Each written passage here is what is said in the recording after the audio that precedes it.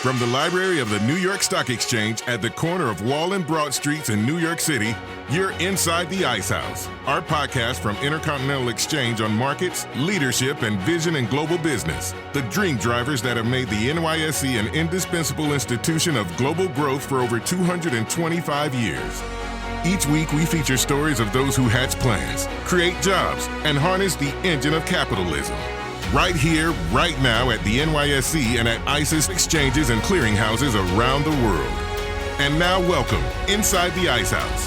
Here's your host, Josh King of Intercontinental Exchange. I've been attending the annual conference of the Futures Industry Association at its perennial home in Boca Raton, Florida, on and off since I joined ICE back in 2018.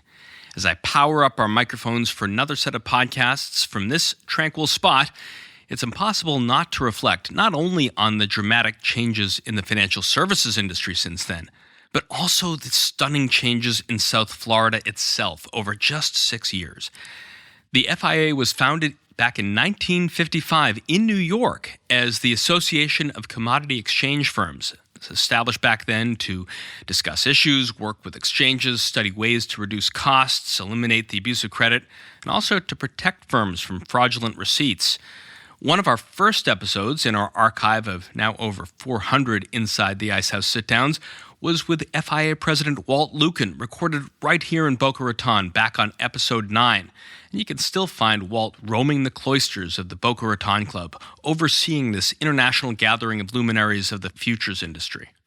Addison Meisner, the renowned architect and master planner of Boca Raton, designed and opened this place 98 years ago, February 6, 1926, imbuing it with his signature Mediterranean and Spanish Revival interpretations that adorn so many of his structures, from Palm Beach to Casa Benvenida in Santa Barbara, California.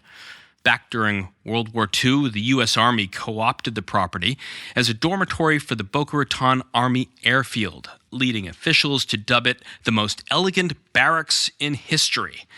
After a series of owners, Michael Dell bought the place in 2019, investing $75 million to ready and refresh the Boca Raton for its next century of service here along the Atlantic coast.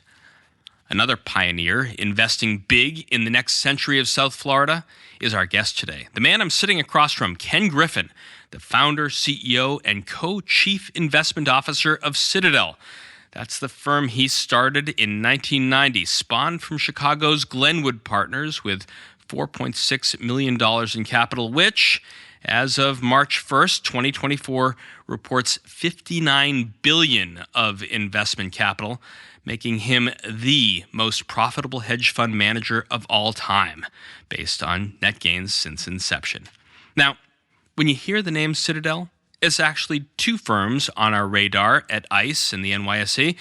The first is the hedge fund Ken built on the modest ambition to be, I'm going to quote them here, the most successful investment firm of all time.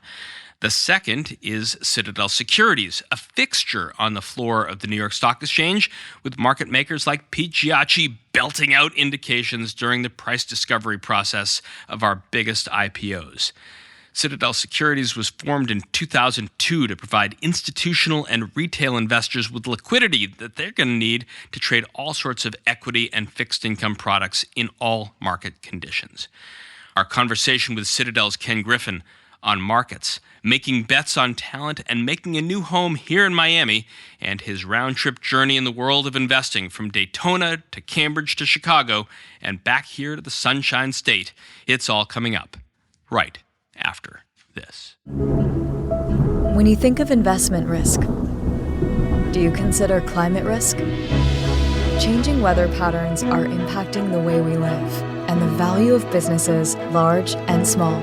This can mean disruption to supply chains, changing demand for products, and shifting regulation. What does this mean for your business, your clients, and your investments? ICE offers data and markets that can provide critical insight.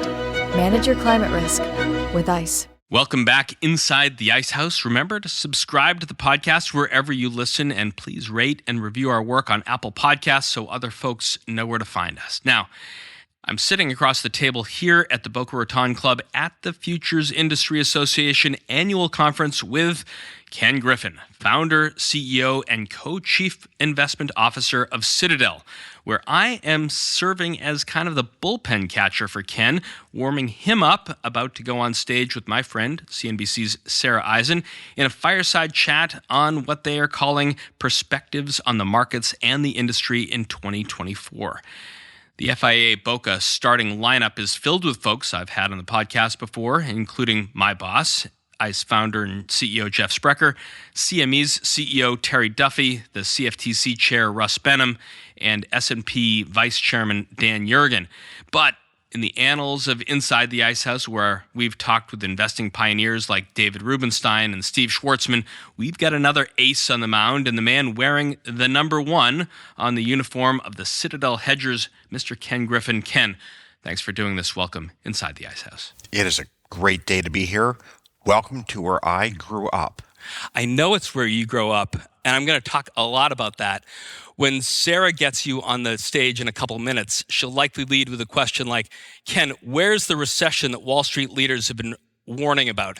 Last week on Capitol Hill, Fed Chair Jerome Powell said to lawmakers, I'm going to quote him, "There's no reason to think that the U.S. economy is in or in some kind of short-term risk of falling into recession." We believe that our policy rate is likely at its peak for this tightening cycle. If the economy evolves broadly as expected, it will likely be appropriate to begin dialing back policy restraint at some point this year. But the economic outlook is uncertain, and ongoing progress toward our 2% objective for inflation is not assured. You agree with the chair? Right now, the economic data looks strong in the United States, and the Fed has done an incredible job of working down inflation without yet strangling the economy. Now, the backdrop, of course, is that the level of government spending has been wildly out of control. And this very pro-growth, pro-cyclical spending is certainly creating a longer period of economic expansion, but frankly at a pretty big cost to future generations. Powell added that he expects rate cuts, but inflation progress is not assured. You expressed some anxiousness at maybe in the third and fourth quarters of last year. What's your forecast for the rest of the year, you think?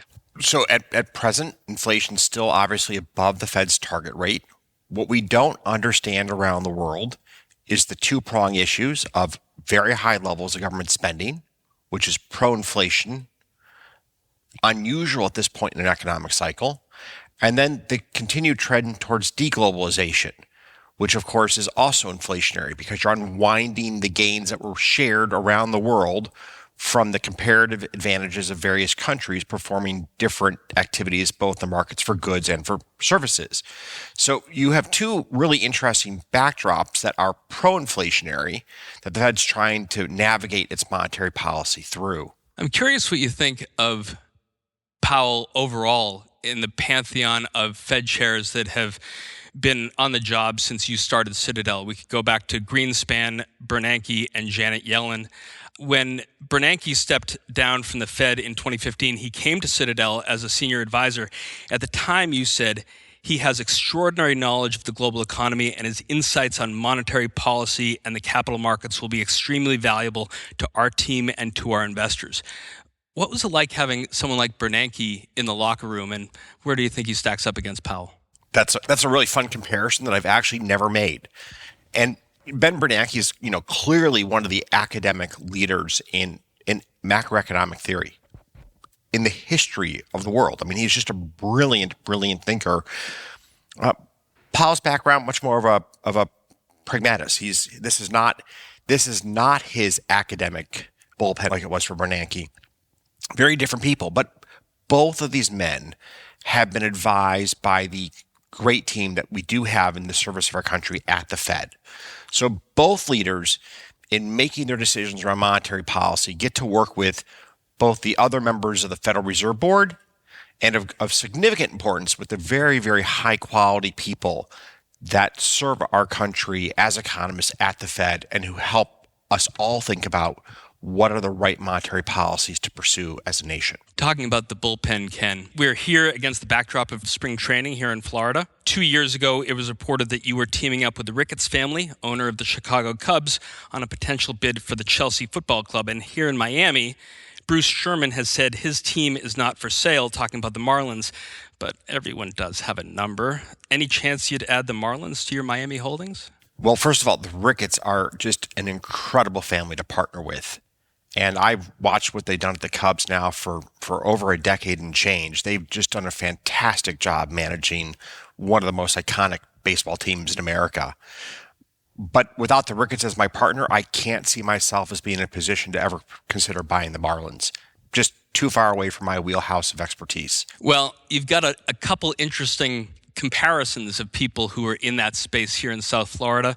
You've got Vinny Viola. He bought the Florida Panthers. We've had him on the podcast. David Beckham has a stake in Inter Miami. Mickey Arison owns the Heat. And of course, Stephen Ross owns the Dolphins. 10 and Tagovailoa 4 of 6 through the air.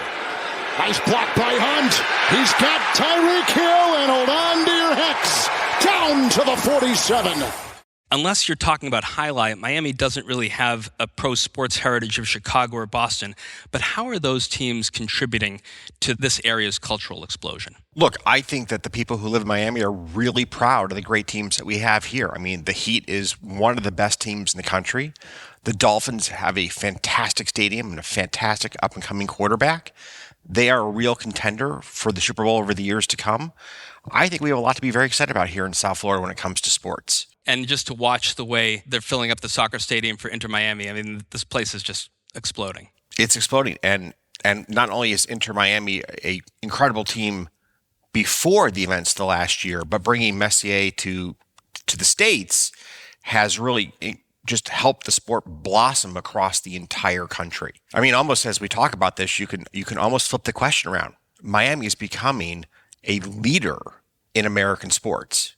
There's no doubt about it. And it's becoming a leader in a lot of things. And another major contributor to the region's cultural explosion is the Norton Museum of Art in West Palm Beach. It was founded by Ralph and Elizabeth Norton in 1941. Like you, Ralph made his fortune in Chicago. He led Acme Steel. You added to the Norton collection with Mark Rothko's No. 2, Roy Lichtenstein's Oh, All Right, and de Kooning's Interchange, along with Jackson Pollock's 17A. Ken, I've heard you say that 700,000 people a year get to see your collection at the Art Institute of Chicago. What's your metric for the number of people that the Norton is going to draw with your art on the walls?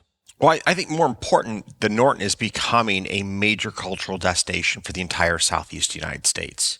And so not only has my art had an impact on making that a reality, but we're seeing the entire community in Palm Beach and in greater South Florida really rally around the Norton. And that's so much fun to see us collectively put this museum on the map as a major United States cultural institution in the fine arts. When you walked in that building for the first time and you said, I could make a difference here, what went through your head?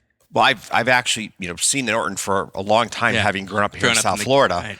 But I had a chance to walk the construction site that was being built for Norman Foster's vision for the future, and to be on that construction site with the head of the museum and to see the boldness of that vision, that was inspirational. In addition to people like Norman Foster building beautiful additions to museums to make a region really hum, you need effective government to make a region work. We're scheduled to talk on this podcast with Miami-Dade Mayor Daniela Levine Cava for an episode.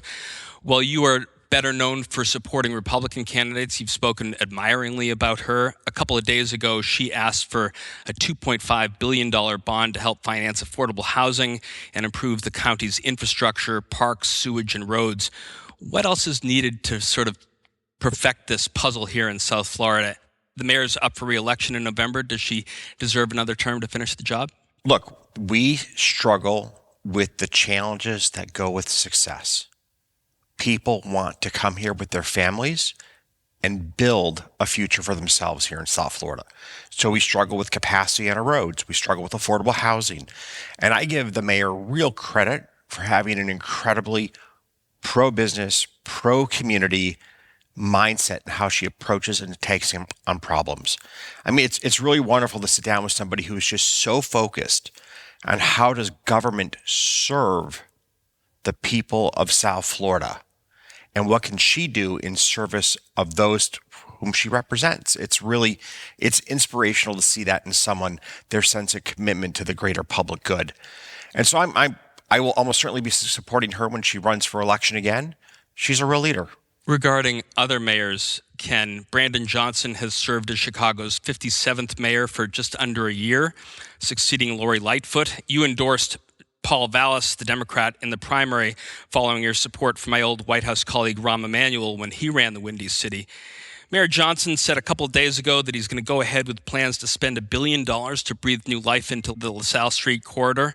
Citadel has moved its headquarters down here, but you still have a lot of folks back in Chicago. Is Johnson proving to be more like Rahm or Lightfoot? You know, the great thing about living here in Miami is I can focus on the future. And the vast majority of our colleagues from Chicago have chosen to either relocate their families to Miami or to New York. People vote with their feet. It's just that simple. And Chicago is going to need a lot more than $1 billion spent on LaSalle Street to turn its problems around.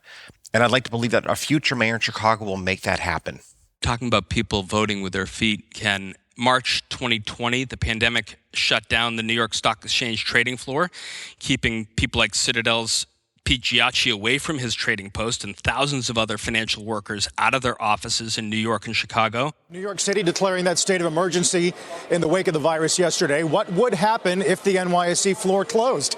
Bob Pisani does have some answers. Hey, Bob. Hey, Carl. The New York Stock Exchange is now allowing most personnel to work from home. The people here on the floor or behind me here, most part, they're not NYSE employees. Yesterday, I asked NYSE President Stacey Cunningham what would happen to the floor in the event someone tested positive for coronavirus right here. Let's listen in. If there is an outbreak, we can clean the floor and reopen pretty quickly as well. So that's something we're not planning to close the floor at this time. But as you mentioned, we could trade fully electronically. A headline in the New York Times from April 7th, 2020 read, "No trading floor? No problem. A financial firm quarantines at the Four Seasons." Now, the NBA established this bubble in Chicago. Mike White filmed the first season of White Lotus at the Four Seasons in Maui, and you did the same in Palm Beach. Talking about a quote that Zia had at the Times, your spokesman, Zia Ahmed, he said, "Consistent with our position as one of the largest market makers globally, we believe this business continuity decision is prudent to continue providing liquidity to our retail and institutional clients." Bring me into the huddle for that decision. How'd you make it? And how does it feel now, several years on? Well, there's a lot in that question. And to be clear, the day that they closed the New York Stock Exchange was a heartbreaking day. Yeah. So for all of us. Much good happens on the floor of the New York Stock Exchange. You know, we all got to watch the opening print to Spotify with that smile that something new had happened. Absolutely. With the first direct listing. And to see the transparency and openness of the New York Stock Exchange floor and how that engenders investor confidence is just such a powerful part of our capital market story. But in the pandemic, we lived in a different world, and we had to take steps to ensure that we could continue to provide liquidity to institutional and retail investors here in the United States. And we chose to open a facility in Palm Beach for a number of reasons, one of which is that viruses in general are less transmissible in a high humidity, high sunlight environment. So take out a map of the United States, Yep. and you end up pretty quickly focused on South Florida as a destination for where you're going to move people to in a moment where you're trying to manage the health considerations of your team. And this is where Florida is a special place. In 5 days, we built sufficient technological capacity to have handled the entire order flow of the U.S. equity market. We could have integrated with the major exchanges like NYSE and been there to provide liquidity to meet the needs of the entire market. Can you imagine anywhere else in the country being able to do that in 5 days? Nope. It's just a different world here. And, you know, I give credit to Governor DeSantis. I give credit to the leadership of Palm Beach County, to the city of Palm Beach. Everybody realized that we had a national emergency to deal with, and everybody stepped up to help us do what we needed to do to create that resiliency in the U.S. capital markets.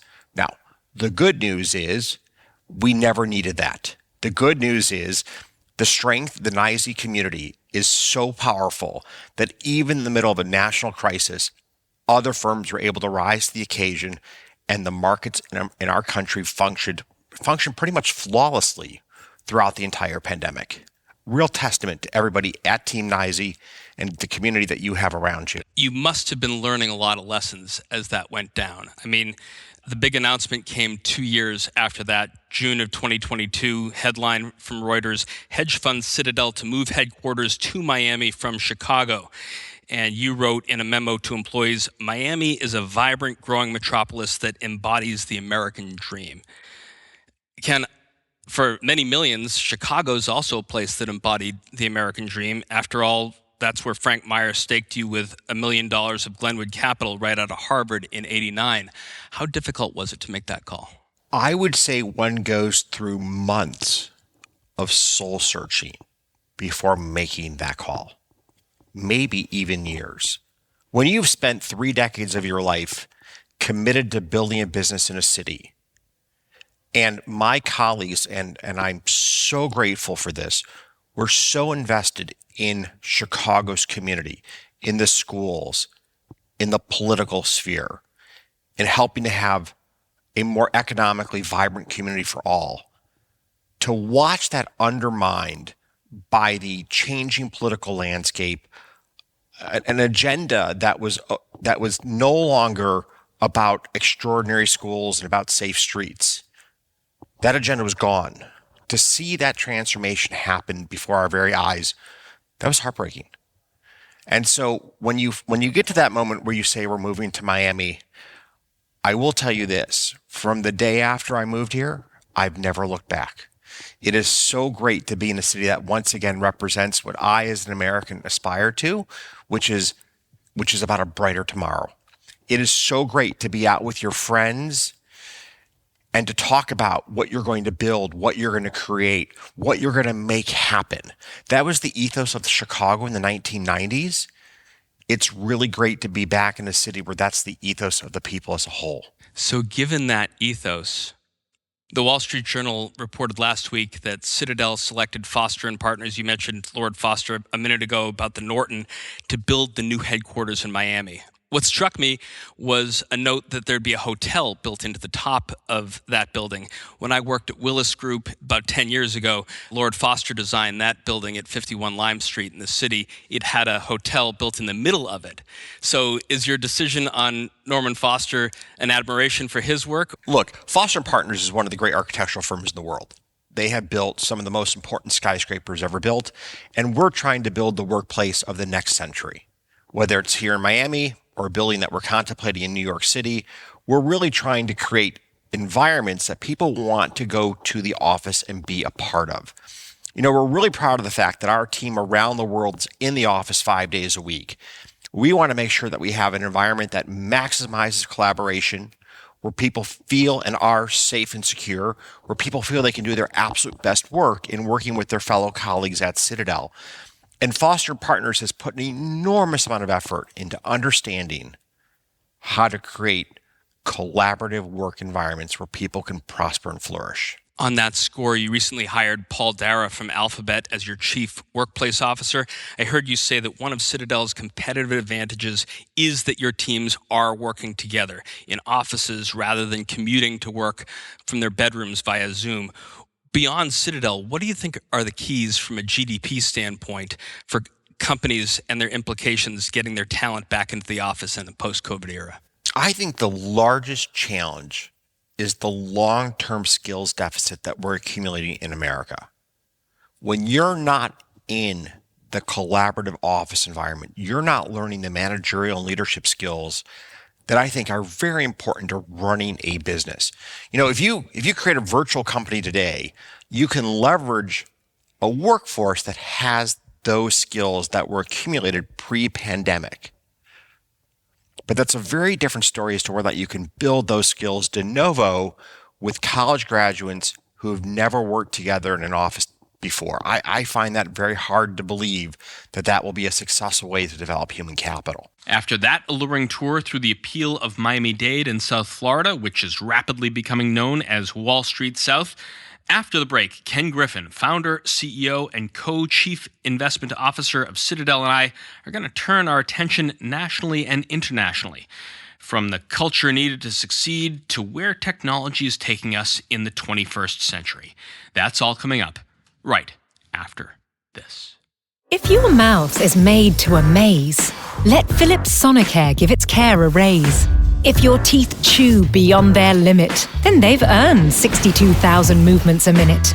If your mouth's used to a manual clean, treat it to microbubbles that feel great in between. If your amazing mouth does more than its share, give it Philips Sonicare. Next level clean, next level care. There's always a way to make life better. Philips Sonicare. Welcome back. Before the break, Ken Griffin, the founder, CEO, and co-chief investment officer of Citadel, and I were talking about the journey of Citadel and Citadel Securities from Dearborn Street in Chicago to Brickell Bay Drive in Miami. Now let's turn our attention to points far from taking one's talents to South Beach. So Ken, you once said that your best investment advice is to surround yourself with really good people. Optimists, pessimists, and realists. In a piece last year, you estimated that you had interviewed 10,000 people since founding Citadel in 1990. Bloomberg reported that Citadel got 69,000 applications for student jobs in Asia, of which you hired 13. What's the process of sifting through those resumes? I have a team that spends a lot of time going through resumes, going through cover letters, and then going to campuses to interview our future leaders. And they've got a real challenge ahead of them. They've got an incredible number of very qualified people to pick from, and they need to pick that mosaic of individuals that brings to the firm different skills, different mindsets, different approaches that is so important for our future as a firm. You know, what makes the place so successful is that the culture is incredibly inclusive of ideas. And we want people with a very wide breadth of ideas such that we make the best possible decisions under all market conditions. Among that mosaic of individuals, one person you picked many years ago is Peng Zhao, who grew up in Beijing. I watched a talk he did with Eric Schatzker of Bloomberg at the Milken Summit last year. So maybe a quick story about myself. So I grew up in Beijing, China. Yes, you're right. I was a math nerd, still I am. In fact, I've been a math nerd for as long as I can remember.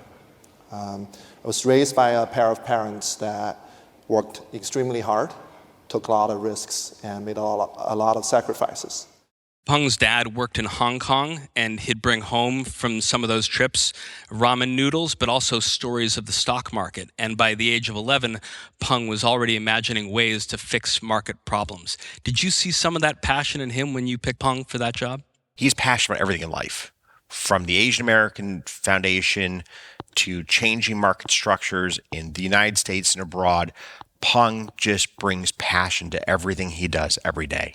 Talking about a passion for problem solving, one of Jeff Sprecker's core principles for his colleagues at ICE, started making analog energy markets digital in 2000, now doing the same with mortgage technology. At Citadel Securities, what problems are Peng and his team working to solve in the equities and options markets? In both markets, it is creating the ability to manage the risk that goes with ever-increasing amounts of institutional and retail order flow. One of the great parts of the U.S. capital markets is its vibrancy, and you see that in daily turnover continuing to be strong, and you see it in the continued breadth of market participants in the U.S. equity market. And we need to make sure that we're well positioned to continuously provide competitive prices, to manage risk, and to allow our capital markets to function at their highest possible ability. On what you said just a little bit ago about looking at the floor of the NYSE during the Spotify direct listing and how that felt, I've heard your criticism of the current SEC chair, Gary Gensler, and we all share up at 11 Wall Street your lament on the shrinking number of listed companies and the difficult path to going public. Last week, the chair scaled back his new pollution disclosure rules for public companies, eliminating Scope 3 emissions. Is Chair Gensler getting the message, beginning to? I hope for the sake of every American family, he is. the U.S. capital markets play an incredibly important role in economic growth and prosperity in America. If you look at the companies that have gone public over the last several decades that were funded by venture capital, those companies today, which are listed on America's exchanges, account for about 2/3 of our country's research and development budget. That's where the future is being created. It's the VC-led businesses that have gone public that are making that investment in our collective futures to the enormity of their R&D budgets. Everything that the SEC does to discourage companies from going public, for example, the requirement that they make a series of disclosures relating to pollution that they don't even know how to actually quantify themselves. These things reduce capital formation and reduce future prospects for our country. I really wish Chairman Gensler would come to work one day and just say, my job is to make sure that in our country, you can raise venture capital and you can take a company public more easily with less red tape, less bureaucracy, and less hassle than any other developed economy in the world. How can we make that happen? And, of course, at the same time, still provide for confidence with investors about the sanctity of our financial reporting and fair disclosure. He's got to get that balance right. But we want the American capital markets to serve the interests of capital formation. It creates jobs, and it creates a better future for all of us. Talking about going public, Ken, of course, would love to eventually welcome Citadel Securities for its IPO at the NYSE. Two other firms that would benefit from that liquidity event are Sequoia and Paradigm, which bought equity stakes in your firm. The signals you seem to be sending because of bringing those investors in are that AI and crypto are both going to be key components in future market making. How soon can we expect that to happen? I'm not quite sure we had that much foresight back when we took the check from Sequoia and Paradigm. Obviously, the AI revolution that's happening at this moment in time, Sequoia is playing a big part in.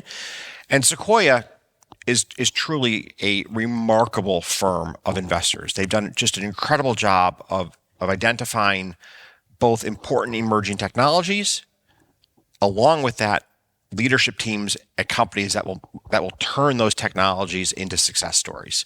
So we've been very honored to have Sequoia as an investor for the last several years, and they play a really important role in the board of directors of Citadel Securities. And obviously, Paradigm is at the forefront of the crypto revolution. Here again, we like to see thoughtful regulatory clarity allow us to more aggressively and effectively compete in the business of making markets in cryptocurrencies. And frankly, I'm sure the New York Stock Exchange would love to see the same thing happen. Absolutely. Because there's no doubt that NYSE could play a really important role in creating fair, more transparent markets for all investors in cryptocurrencies. And other commodity markets as well. ICE has also electronified other commodities exchanges. Gas and power markets have been on a roller coaster since Russia invaded Ukraine. The next voice our listeners are going to hear is that of Sebastian Barrack, Citadel's head of commodities, from a Citadel interview recorded last year. Commodities affects every one of us in every single part of our life. So when you look at the price of fuel, you're thinking of it from the point of view of how much does it actually cost to fill up my car. But actually today we think about the price of oil, not just from that perspective, but also from the perspective of, am I going to buy an electric vehicle next or stick with a combustion vehicle as my next vehicle that I buy? And then of course you come back to weather. Weather drives so much of what we do in my markets, so that from 1 week to 1 month or one season, the weather can have such an impact, and now it's a global impact for us. So when it's extremely cold in each of the regions of the US and in Europe and even across Asia, you get this pull between who will pay more for that gas at any point in time over the winter. So this is just one example of how these markets are so interesting and how they have their own idiosyncratic issues within them that make them so fascinating. And also it lends itself to how we think about how to model these examples and some of the importance of these markets to everybody's lives and every day. How have his team created a competitive advantage for Citadel in this space? We've had a very successful effort in the commodity space for now 2 decades. And Seb has done just a tremendous job of leading that business over his time here at Citadel. He is one of the most thoughtful risk takers I've ever worked with in my life, and he has around him just an absolute incredible team. One of the things that the team is very good at is really trying to understand how to solve problems that arise in the markets. Commodities, electricity can't be efficiently stored. You need to move natural gas or oil to where it needs to be consumed. There's a constant onslaught of problems that the market needs to solve in the commodities markets. And to be clear, when it comes to energy, it has to be solved efficiently, and it must be solved. Like, you can't turn on your light switch and no lights turn on. And I think Seb's team's done just a terrific job of having a problem-solving mindset in everything they do in the space. And they've helped to make the U.S. commodities markets, or the global commodities markets for that matter, much more efficient, much more competitive, and much fairer for end consumers. Some of the big trips that ICE does around the spring is coming here to Boca to look at futures and derivatives, heading next week to Las Vegas to our ICE Experience Expo, where a show that we've inherited after buying Ellie Mae in 2020 for $9 billion, followed that up with buying Black Knight, closing that deal for $13 billion in September. So ICE is now doing, in this terribly analog, mistake-ridden mortgage finance technology space, what we've done in energy, derivatives, and equities. So we're trying to complete this chain from end to end. You also are very much, in the mortgage space. If ICE can get it right, what does that mean for Citadel? First of all, Jeff has just had a remarkable history of being a transformative leader in the U.S. capital markets. We were an early user of ICE's product in the energy markets. We're obviously a very important user of ICE's clearinghouse capabilities around the world. And today, the New York Stock Exchange really does epitomize one of the pinnacle capital markets in the entire world. But watching what ICE is doing in the mortgage market is incredibly fascinating. We've had a long-standing history at Citadel in participating in mortgage-backed securities. In fact, when you mentioned Ellie Mae, it's like one of those moments. I missed a chance to invest in Ellie Mae shortly after it started at a valuation a fraction of what you paid for it. And it's one of those that got away. That's what makes American capitalism work. Yeah. Right? The founders of Ellie Mae had a vision about how to automate mortgages and the origination of mortgages. And Jeff's now running with how to create an end-to-end solution in the mortgage market from the time of origination to the time of securitization being the ultimate dream. Here's the big picture. Everything we can do to take time and expense, and most importantly, time, out of the equation when it comes to originating mortgages will save American households real money when it comes time to buy a house or to refinance a mortgage. The consumer gets very little value out of the option value associated with changes in interest rates during the mortgage origination, underwriting, and closing process. But every financial intermediary has to pay to manage that risk. And I give Jeff real credit for the vision of how to automate this area, because as we shrink that cycle time down, we're going to save the American consumer just a tremendous amount of money over the decades to come. That American consumer, that investment that they make in their house, the most important money they're ever going to put down, the most important investment they're ever going to have. We've been dealing with high interest rates for the last couple of years. We began our discussion talking about Fed Chair Powell. That interest rate comes down a couple of ticks. Suddenly people are back into the refinance game. And this technology will automatically tell people that, hey, you can refinance now and get yourself and save yourself a lot of money in a way that, you can only do it analog today. So really exciting days ahead. It is great to see these types of transformative events that really unlock wealth for the American family. You can be a great mathematician like Peng. You can be a great economist like Seb. But you've also said that in order to succeed at Citadel, you've also need to be a great communicator. You've talked about your 9th grade teacher who said, Ken, you're pretty good at math, but you also need to learn how to write. Overall, how are we failing our kids today in the basics, reading, writing, math, arithmetic? Kathleen Lindgren was my 9th grade English teacher, and there's a scholarship fund in her name here at Boca Raton High School. She changed my life, and I will always have a very big space in my heart for her and her family. She regretfully passed away several years ago in a tragic car accident. We, as a country, are failing to educate our children. About a year and a half ago, there were 53 schools in the state of Illinois in which not a single child was performing at grade level. Not one.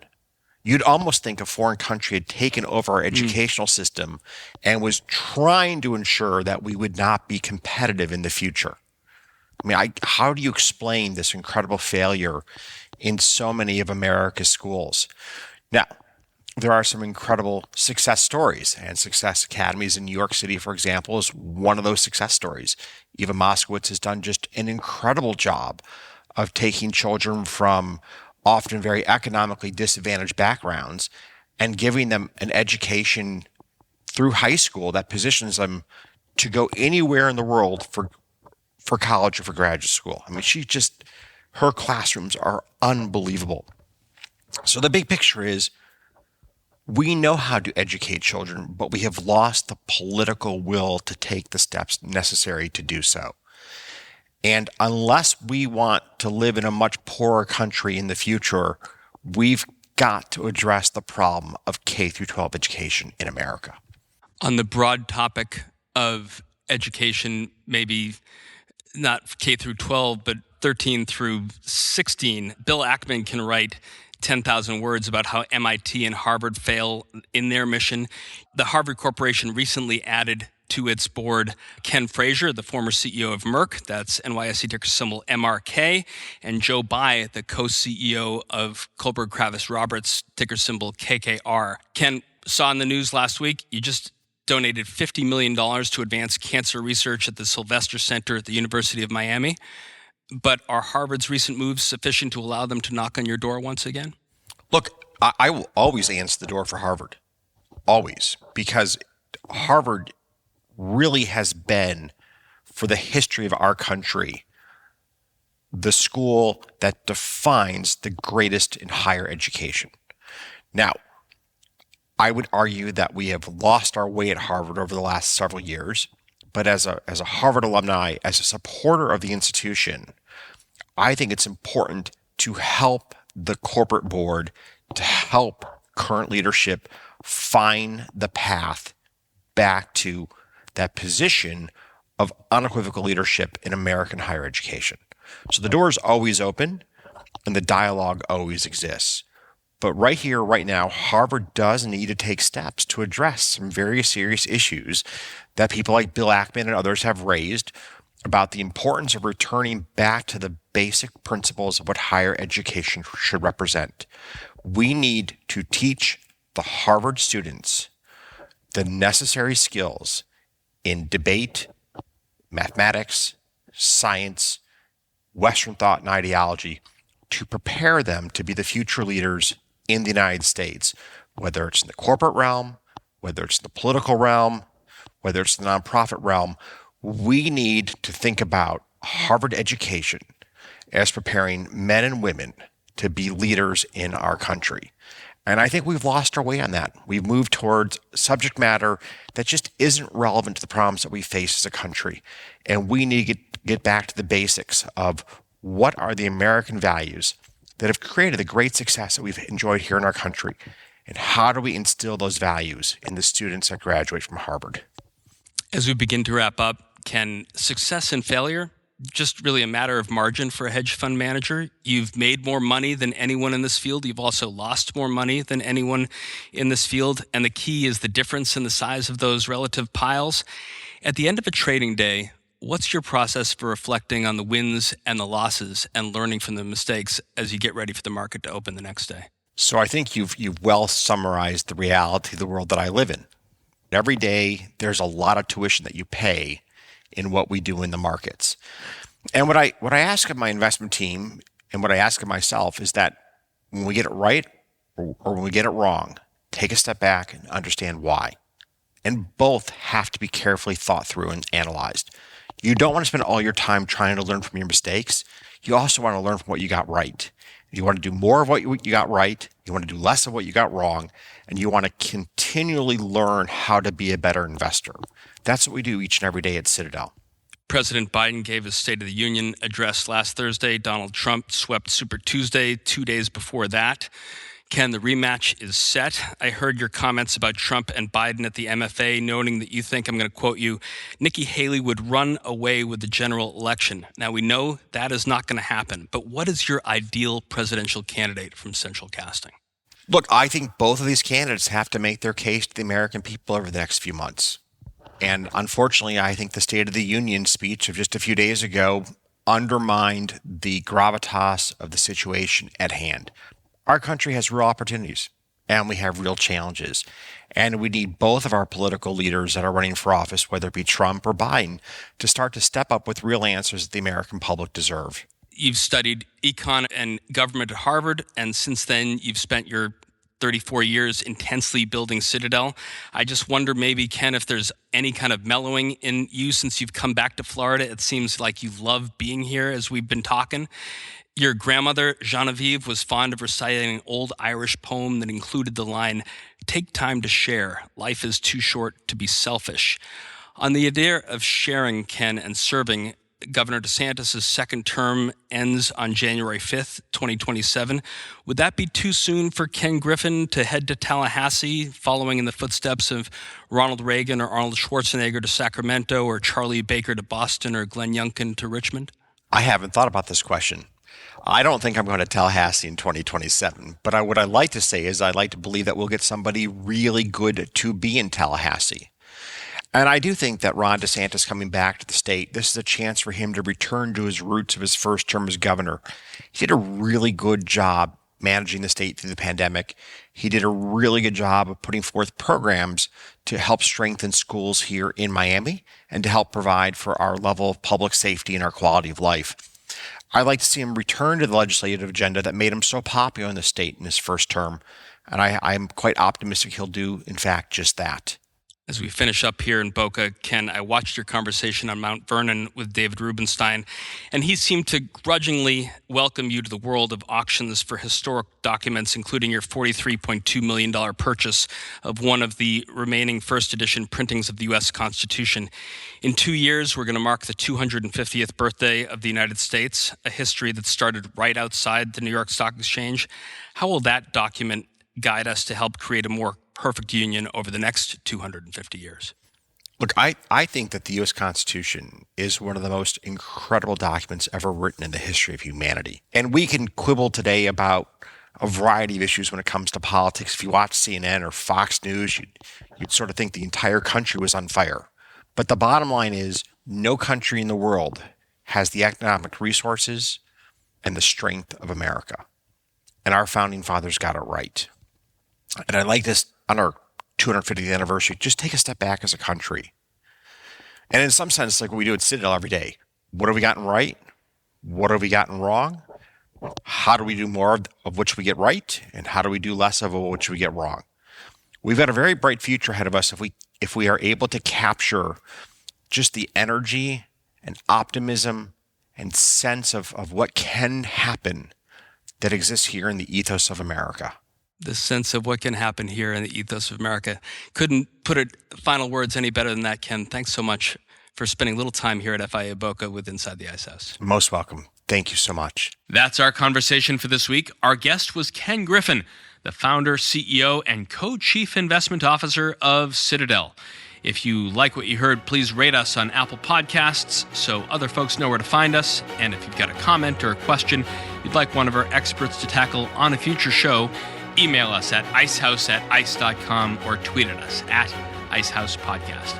Our show is produced by Lance Glynn with production assistance, editing, and engineering from Ken Abel. Pete Ash is the director of programming and production at ICE.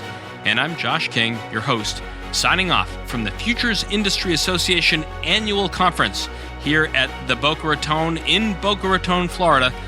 Thanks for listening. Talk to you from the library of the New York Stock Exchange next week. Information contained in this podcast was obtained in part from publicly available sources and not independently verified.